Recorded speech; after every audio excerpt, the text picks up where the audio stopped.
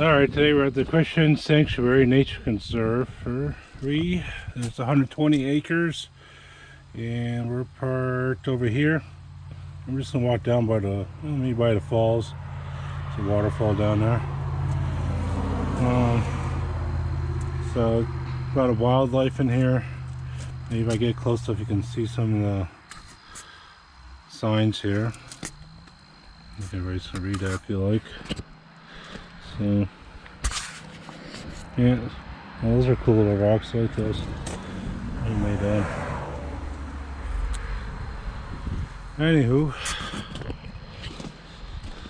yeah, we're just gonna take a little hike down here and enjoy this sunny day.